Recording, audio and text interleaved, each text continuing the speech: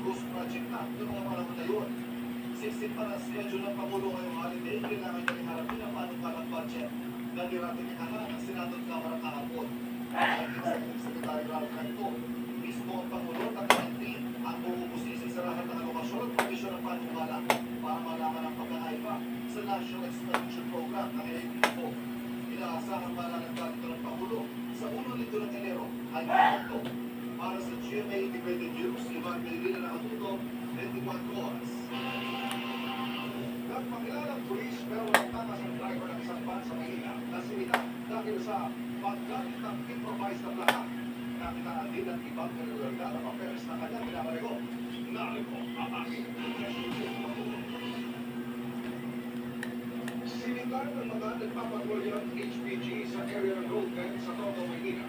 Ang puti, passenger van ito dahil sa paggamit ng improvised plate. Pero sa halip na tuligyo, umarong ito ang van kaya nakabuka ng mga pulis. Pinusasa na kanila ang driver na nagpakilalang pulis. Original na ORCR ang tanong ng dokumento ng sasakyan itutugma nung kanyang pupunta sticker doon po sa kanyang temporary plate. Bumigat pang lalo ang problema ng Yuli nang magpakilala siyang pulis. External po ang kami pong PMPIA Police Officer Service way back 2021 sa sala po ang kaso po ng pagkain po ng Ang van, pinaalam ng HPG ngayon bakit pala dokumento saan ito galing at kung may krimen kinasabutan. ang mga rin po hindi na po puso sa akin po mahalin po yan ang people po sa state ng PMPIA at pagkalagigit po po ng kaya nasasala po sa akin po ng malas.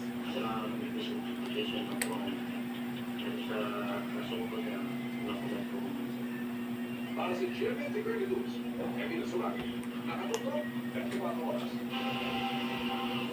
Meron po anong nakukuhang 2 bilyong piso Christmas bonus ang ilang kongresista ay kay Congressman Leandro Leristet. Sagot siyang isang pagpamatas, hindi ito Christmas bonus. Ang kanyang paliwanag sa Watuto Visual Canada. Ngayong linggo na raw pag-iiting ang ilang kongresista ang Christmas bonus nila na tig-2 milyong piso cash. So, all. Ganda.